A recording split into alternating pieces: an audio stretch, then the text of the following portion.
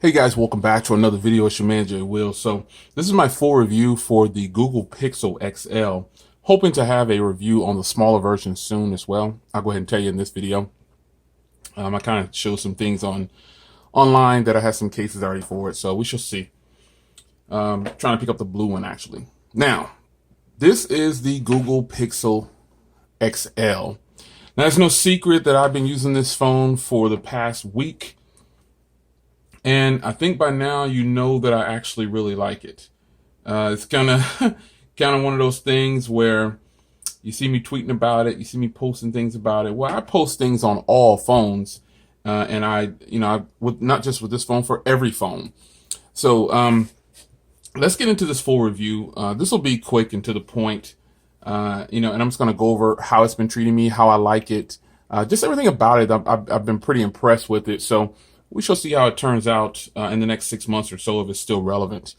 So let's jump into the obvious here. I took my case off for the video, but I'll put it back on. I'll show you in a second. This is a 5.5-inch Quad HD display. Google decided to take that route when they teamed up with HTC, and I'm glad they did.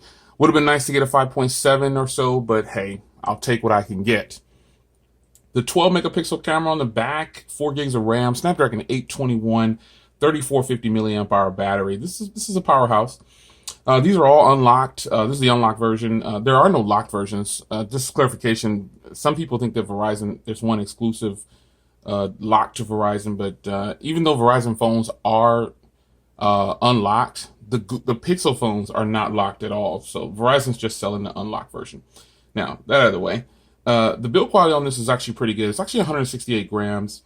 It is splash and dust resistant, so it's not water resistant or waterproof. It does have an AMOLED display, not a super AMOLED display, but AMOLED is good enough for me. 534 pixels per inch on the display there, 1440 by 2560. This runs Android 7.1, and it actually has been fantastic. Has the Adreno 530 and no SD card slot. What else can I tell you? A beautiful front-facing 8 megapixel camera there that shoots in 1080p. Rear camera shoots one of my favorite resolutions, which is 1080p at 60 frames per second. Also does 120 frames, and it shoots in 4K as well.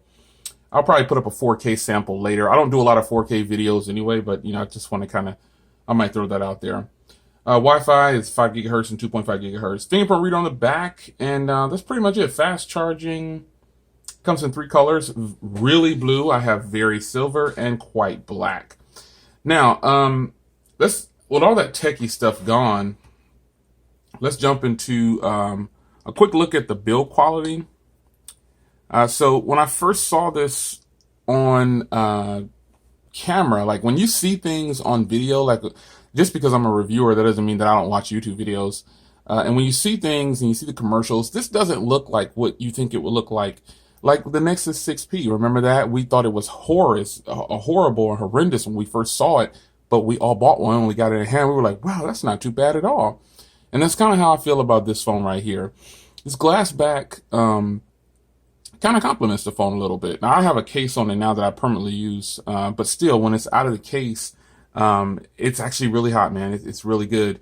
The way this phone looks, it's just eclectic. It's different. And that's just one of those things that, that's just the way it's going to be. I can't change the design of this phone. It wouldn't be my first choice. I think I probably just would have did all metal, but I've been told by several different people, hey, Jay, that's for better reception. Now, if they got that from Google as a source, okay, great. But what I will say, this phone does have fantastic reception. It's got really good reception on all the carriers that I've tried it on. So if it does play a part with this glass part at the top, hey, so be it. But you can see antenna lines that run along here and along the bottom. So getting that out of the way, you see a nice 12.3 megapixel camera on the back with a camera there, an LED flash, dual tone. You got your laser autofocus, got a cancellation mic back there. Then you got the fingerprint reader right here. And then you've got, let me see how my focus is. Oh gosh, that focuses. Okay, there we go. You've got a little Google logo down here. That's their thing. On this side, you've got a ridged power button and a volume rocker right here. On the top, you've got a headphone jack. On the bottom, speaker, charging sink, and microphone. And SD, or excuse me, not SD card slot, but a SIM tray on this side. And on the front here, you've got that beautiful 8 megapixel camera. You've got the proximity sensor right there that you can see. That doesn't bother me. Some people say, oh my God, that looks horrible on the white one. I don't think so. You got this chin on the bottom here that some people feel like it's just ridiculously placed there. I don't know what's in that chin. I don't even focus on it anymore. A lot of phones have big chins, you know, but I think when phones come out, people try to find reasons to point out bad things about it or just things that make them uncomfortable. And I respect that. That's perfectly fine. So with that being said, let's get into something here, the obvious, the screen. The screen on this phone is an AMOLED display, and it is beautiful. So it's 5.5 inches. Like I said before, I would have loved to have seen 5.7 at least, but we didn't get that. So, you know, maybe next year we'll get it. Who knows if they bring a phone next year. Hopefully they won't, and they'll just continue with software and, you know, give us a phone in 2 years. I would like that. And if you're wondering why I don't want a phone every year from companies anymore, it just gets overwhelming. It's just ridiculous, man. Like, we don't need to see a phone every year. Let us enjoy the phones we currently have and build on that. See, you can keep making phones every year, but fix the software. Get the right hardware first. And then, sorry about that, back my speaker's powered on. Get the right hardware, and then, you know, hey, that phone will last for a couple of years. Just keep updating the software. So screen 5.5, I'm gonna live with this. This is actually pretty hot. It looks good. Colors and viewing angles are really good. I really have been enjoying this screen. Next thing I want to talk about are the cameras. Now, the cameras, I've got something great here to take a picture of. This colorful set of pins. Now, I feel like this camera is actually really hot.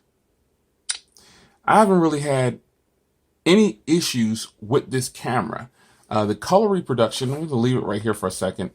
You can kind of see there exactly how it's producing those colors. Now, at the recording of this video, I actually have auto bright on because I'm in a really well lit room, and it'll bring if I turn it off, the auto bright, it'll get really, really bright. And I've already demonstrated that the screen is very bright, but look at the color reproduction here on the photo and the pins. And you can see that it's really, really good. There's absolutely, no denying that. Well, I think, okay, you can deny if you want to. I think that the camera on this phone is really solid. Now, some people are talking about what they've read online. Oh, the halo effect. And somebody even got on one of my videos talking about, yeah, you got the halo effect. I'm like, you know, man, I'm not even thinking about nothing like that. If you buy something and you read something online, you automatically psych yourself out into thinking that that's happening to your phone. Now, sometimes it's very obvious, but in most cases, it's not very obvious. And people are just accepting everything they see online and read online. And they're saying, yep, my phone's got it. Got to return it. Got to return it. And that's kind of how that happens. It snowballs out of control. And that's just a fact. So I say the camera on here is actually pretty hot. The front camera is really good. I did a photo sample with the iPhone 7 Plus, this phone, and the V20. And more people picked this phone. They thought they were picking the V20 and the iPhone 7. I was kind of surprised at that. But they actually picked this phone. More people felt like, because I posted the photos, didn't say which was which. And a lot of people picked the front camera on this phone. Some people thought it was the V20's camera. Some people thought it was the iPhone 7 Plus's camera. Now, with that being said, iPhone 7 Plus has a fantastic front camera. V20, not so much. So cameras on here, to me, I think they're fantastic. I have not had any issues with the camera on the front or the rear. And I don't predict that I will have any issues. And I'm hoping that they do some kind of software upgrade, just because, you know, this is a Pixel phone. It's Google, you know, this is replacing the Nexus, so to speak. So I want them to continue to update their products, their software. I could keep the same hardware, just update the software and keep that smooth fluidity going throughout for the next couple of years, or at least another year or so. Performance on this thing is, man, what can I say? I haven't had any problems with my day-to-day use. I can tell you all day that the phone runs good, and I can do this on video. You know, you see people come through here and do this on video, and they show you that it's not going to crash. And, you know, I've done that before. but that doesn't mean that the phone is working great. To me, what it means when I say the phone's working great, throughout the day, I haven't had any drop calls. Throughout the day, all the emails and notifications that I get, and I get a lot, none of those things went bad. I haven't had any issues with just anything going wrong. I just haven't had any problems with it. And I think that's the most important thing. Now, for me, I do a lot of phone calls. I mean, I do a lot of phone calls. Some people don't use their phones for phone calls anymore, but I have unlimited messaging on all my lines, or excuse me, unlimited talk and text on all my lines, and I definitely have unlimited talk. I'm minimum at least 3,000 minutes a month, but it's just a lot of business calls going on, or just calls, period, to family, loved ones, just whatever. That is what I got a cell phone for, because I didn't want to be tied down to a landline anymore. So phone calls on this thing, reception, everything, that's fantastic for me.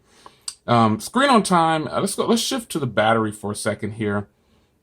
Here's where some reviews, and don't get me wrong, I respect everybody's opinion, and I respect everybody's experience with devices. But my experience with devices, I've peaked out before at almost 7 hours of screen on time on a single charge. And on this current charge, I've been on the battery for, let's give it to you real time. I've been on the battery for 16 hours, and as you can see, I have 52% left. It's saying I have approximately 10 hours left, which I'll definitely probably get more than that. And I already have 3 hours and 18 minutes of screen on time. So some people are getting a lot less than that. And you know, a lot goes into how long your battery lasts. It depends on what you have syncing.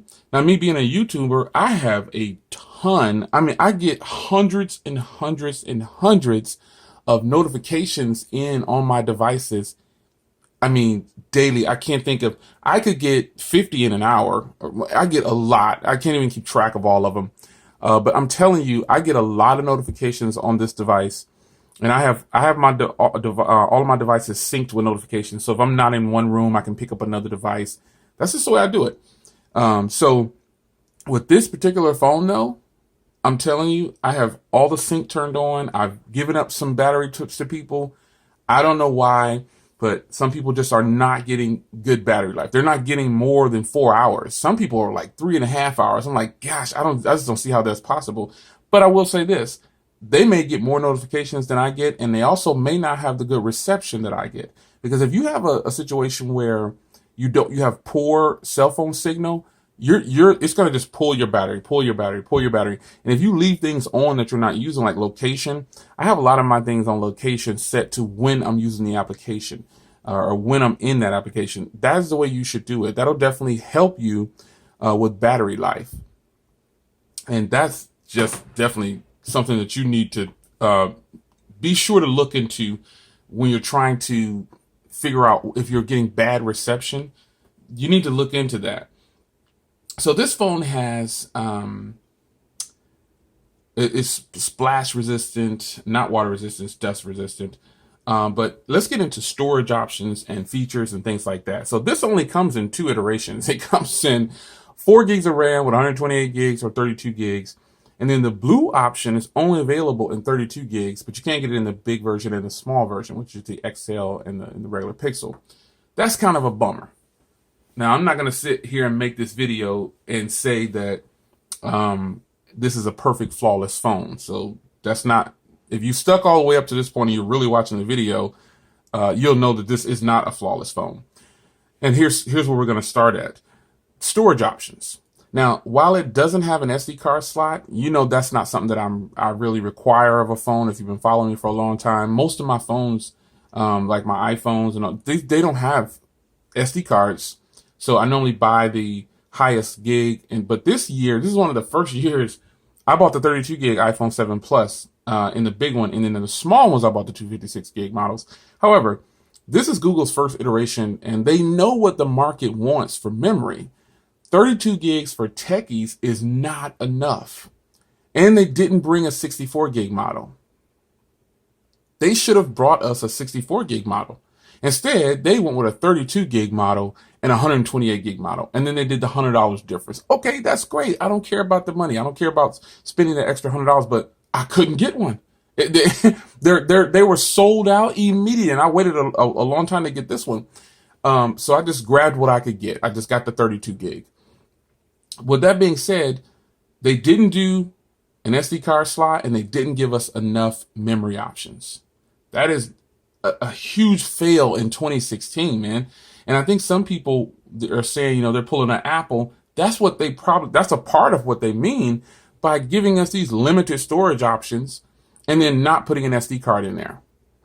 So check box for that. We need better storage options. Now, I'm glad that the battery in this phone is actually really good. For me, it is, in my experiences, and a ton of other people online that I've read.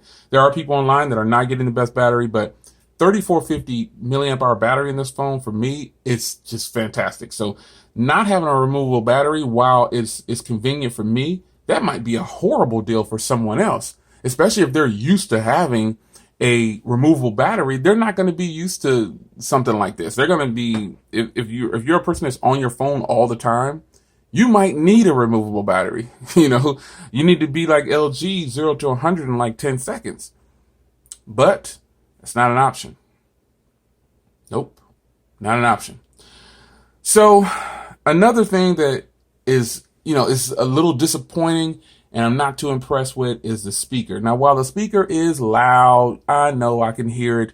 It would have been nice for Google's first iteration of a Google phone. You're going to eliminate the Nexus line. Okay, fantastic. But don't take away something that's good. It's a downgrade. You gave us one mono speaker on the bottom. What the heck is going on? Like, why would you do that? And then you jack the prices up on these things. And don't let me get to the price yet. I'm going to the price. But man, listen, why is it that you gave us one mono speaker and you put it on this side? I don't understand that. Maybe the person who designed the phone was right-handed. I'm right-handed, but I do pretty much everything on my left hand. In all my videos, you'll probably see my left hand, and the right hand will creep in every now and then. However, this was lame of them to do this, man. I just can't say it any other way. One speaker and it's on this side and it's mono. Come on, man. I know it's a design thing where it looks like this. That does look sweet. I got you. But you could have at least given us two bottom firing speakers or put it in the earpiece like everyone else. Check the focus here. I'm actually using a cell phone to record this, so kind of. Sorry if you get a little bumpy cam. There we go. I'll tell you what cell phone I'm using at the end. So yeah, not having dual speakers, kind of lame. It's not something I require, but if you're gonna put a speaker on the bottom like this, you better make sure that it's blasting loud. It needs to be really, really loud, and that's just what it is. So another thing that I want to touch on that is extremely disappointing, you just heard me say it, was the price. They made this phone, I know I have this phone. I'll give you my final thoughts on this phone in just a second. So it's got to call it like it is, though. I think it's a huge ball drop on the price because you think about what we're not getting. So when I compare this phone to an iPhone, it's pretty balanced. It's limited just like the iPhone as far as features go and things like that. And I'm not getting into operating system. If you notice, we all know Android is either you like Android or you don't. But the hardware itself on this phone and the prices, I'm going to talk about the price. If in fact you like Nexus devices, you can't tell me you were not disappointed when you heard the price of this phone. $769 for the okay. They say this is how they say it to try to get you to think that it's something that it's not. Starting at $649. Well, the $649 starting price is the small Pixel, and it's for 32 gigs. And $750 is for the 128 gig on the small one, and then $750 is a 32 gig on here, and then $869. It's $769 and $869 for the big one. So, you are getting a Quad HD display with this one opposed to the 1080p on the other one, but it doesn't matter.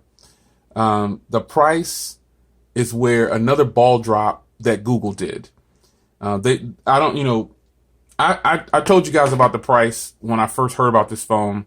I was a little disappointed to say the least. But they've decided to price it that way. Now, shout out to the people who are patient and are not tech reviewers, or just patient and are willing to wait a couple of months to get that sweet deal, because you know it's going to happen. Black Friday is coming in 2016. Is coming up. We're in November 1st of 2016 right now. So if you're watching this in 2017, that's why you hear that. But Black Friday is coming in a few weeks, and you know there'll probably be some kind of bonus deal or something. And all phones go on sale. It seems like iPhones are very few phones that take the longest to go on sale, but they do go on sale. Because I've gotten some sweet deals on iPhones, 100 off, 150 off, and I just cashed out on it. Buy one, get one free, I just cash out on it. It's such a sweet deal. I'm hoping that Google really, really, really thinks about the price. Now, they gave away a free VR headset if you were in on the pre-order. I wasn't in on the pre-order, but if you were in on the pre-order, you got a $50 credit for the delay. They're giving away a $50 credit right now since your orders are delayed. And also, people got a free VR headset. Now, I don't use VR, so I didn't even care about the pre-order. However, the price is still too much. All these phones are overpriced. The LG V20 is $769. Some people will blindly say, "Oh, it's worth it though," because when you compare it to, listen, none of these phones are worth that price. I don't care how many features it has. In 2016, going into 2017, we should be paying Motorola prices. Holla at me. Now, you know what I'm talking about when I say Motorola prices. I say that because Motorola has a phone in every category, and the pricings, they don't exceed $500, I don't think, or no, 700. 720 is the highest. 720 is the highest, but I would rather pay that 720 for the Moto Z Force than to give this phone 770, which came to $844 with taxes, in the opposite, because I got the modular design. I'm not going to get into the comparison thing like that. I'm just saying that none of these phones are worth it. And people who think that just because this is the latest and greatest, it defines the price. Some people think that price defines how good a phone is. You're sadly mistaken and very naive if that's what you think. Now, I know a lot of people don't think like that, but there are people, because I've read their comments, and they say, "Oh, but the price." Listen, none of these phones are worth what they're offering. This phone only costs about $260 to make. They're selling it for 3 times the cost. Now, I know companies have to remain profitable. I get that. But Google, with stock Android, this was supposed to be the show all, tell all. We're going to set the standard. In their first phone, $869 and $769 for the ones that people are actually probably going to get the most. They're selling the heck out of the XLs, straight up. So I say to you, with that bumpy cam I just gave you, my apologies. I got a new gooseneck, and I like shooting at this angle. It's pretty hot, but the downside of that is this gooseneck is really strong, but if you bump it, boom, it's a wrap. You're gonna get a lot of bumpy cam. The thing is, man, no SD card slot, no removable battery. For some people, no IR blaster. That's a big deal. No waterproofing. That's a big deal. No front firing speakers. No dual speakers at all. Those are huge deals to people. Now, with all that being said, how do I feel about this phone? If you hung in through this video, I hope you did, so you can hear my verdict. Because I hate when people ask questions in videos, and I clearly talk about it in the video, and then they're asking questions for something that I actually talk about. So, how do I feel about this phone? I think this phone is a major win. Reason being is I've got the latest operating system, and I'll probably always get the latest operating system. The assistant, I know people are making videos, putting the assistant and putting files on other phones, stuff like that. Congratulations. But here I tell you, most consumers do not do that. Even though I'm a techie and I do reviews, even I don't do it anymore. I think it's just a waste of my time. I don't want to take time doing that. I just want to get something, use it, and it is what it is. So, but to people who do that, hey, congratulations, not knocking you. That's your thing. I'm not a tinkerer though anymore. I don't do the rooting and modding and stuff anymore. But is this phone a win to me? Oh yeah. The hardware is got these chamfered edges, and then it slopes in the back. This is hot. This is a fantastic device. I think Google did a really good job. They messed up in some areas on the phone. Now, would I recommend it? Let me answer some questions, because people have been asking me this. Would I recommend the phone? Yeah, I definitely would recommend it. Do I think it's a great device? I think it's a fantastic device. Do I like it? Yes. Am I going to continue to use it? Yes. Can it replace my Moto Z? Not really. My Moto Z Play, it can't replace it in a lot of areas, which is, well, it can't replace it in storage and battery and modularity and, yeah. However, will I be using this daily? Oh yes. I will not be putting, because I put my phones back in the box after I'm done sometimes, or I'll switch SIM cards and move another main SIM back up. I'm actually going to leave this with my main SIM card. And that's the truth. Hashtag facts. I really like this phone. Some of the things that I called out as deal breakers, a lot of them aren't deal breakers to me. I don't need a removable battery. I don't need expandable storage. I don't need, what's another one? Waterproofing and all that stuff. I don't need all that stuff. I don't care if it has it or not, because I'm not buying a phone based on that. I would rather have some of the silkiest, smoothest performance on a phone that's anywhere on the market right now. iPhones have smooth performance, but the Pixel XL and the Pixel phones are here. So, if you start to take price out of the way, which is the main thing for a lot of people, you got a killer phone right here. So anybody that bought the XL or the regular Pixel, boss move. Even I was on the fence at the beginning. When I saw that price, it took me a while. Shout out to LaShawn, man. I talked to him. I give credit where credit's due. I talked to him on Twitter. I said, man, I need to just buy this. I'll kick out the $844. He did it. I was like, I'm just going to kick it out and just run with it. And if I hate it, I can return it. But if you know me, I don't like doing returns. I like to measure 10 times and cut once. So shout out to LaShawn, man. He kind of gave me, sometimes a person can talk to you and give you that last stamp of approval. Because I don't mind reaching out to people, asking for their opinions. You guys ask me for my opinion too, because I'm the reviewer, but I do that too. I'm human, just like you. I'll reach out to somebody. They don't have to be a reviewer. I'll just reach out to a person and say, hey, how do you like that, man? What's some of the downfalls of it? I guess I'll go ahead and get it myself and check it out. So with that being said, this phone is a major win to me. I would definitely recommend it to anybody. Somebody's going to ask me, would I recommend it over the V20? The fact is, yes, I would recommend it over the V20. And I'll probably be one of the only reviewers that says that, because some people are looking for things in the V20 that they probably don't need, or really, they're just looking for, they have a lot of wants in phones. If you get down to it, I don't think LG is going to update their software as fast as Google will update this one. I'm not a fan of the shape of the LG V20 over this phone. This phone feels better. I'm answering these questions because I've been getting slammed with these questions. So I'm doing it now. I would recommend this phone over the V20. I don't like the build quality on the V20 better than this one. I think this phone is built better than the V20. I don't care about this phone not being drop tested and all that stuff. That's what I have a beautiful case for. And this is where this phone lives, in this beautiful Tough Armor case. When I'm going out and about, it's beautiful. It highlights the phone. Everything's good. I got my tempered glass on there. I'm set. That's how I feel about it. So yeah, I'd recommend this over the V20. Yeah, I'd recommend it over the iPhone 7. Would I recommend it over the Note 7? Heck no. There's no way.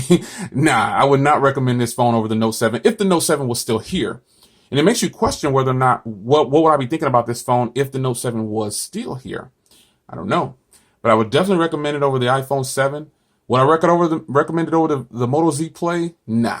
The Moto Z Play is $400, $450 top end, and it is freaking awesome. You'll see more videos on that one too. But there you have it, man. I don't try not to do too long a video. So hopefully the people stuck in and wanted to see this review, hopefully you watched it all the way through. And what phone did I use? I used the LG V20. I think the LG V20 has a banging video recorder. I mean, the audio is popping. No editing to this audio. It's just going to go straight to YouTube. Maybe I'll chop the front and the end off. I don't know. But the video quality on this phone for the V20 is fantastic. It is that good. So, yes, I like this better than the V20 overall. I know it doesn't have a removable battery, but you got to think about it. There's no best phone for everybody. There's a best phone for that person. So if I had to choose between this and the V20, I would pick this. They cost the same price for the 32 gig, that is. Now, if I wanted the 128 gig, that's another $100. So it costs more than the V20. But you know what? I would still do it. If this was 128 gig, I would still get it over the V20. The V20 is just not that great of a device for me. I know it's a fantastic phone. You'll see the review coming on that one as well. But actually the V20 is doing extremely well to record this video. I'm at over 30 minutes right now, and it's actually doing pretty good. It's probably getting a little warm. I've got it on a gooseneck right now, so I'll see how warm it is after I stop this video. But it did kind of blur out sometimes and get out of focus, but that's how it is when you bring hands and things in. The camera will shift and try to keep up. But this is the quality of the V20. An extended look at the V20's camera. I could do the wide angle, but my desk is a mess right now. So you don't. Oh, I'm on the second desk, but this desk right here that I'm on it's not a mess. It's just a bunch of stuff on it. But you know what, guys? I appreciate you sticking in for the full review of the Google Pixel XL. If you see the Google Pixel, the small version, don't be surprised. I'm warning you in this video that I'm trying to find a blue one right now. I want to get a blue one. I really like it.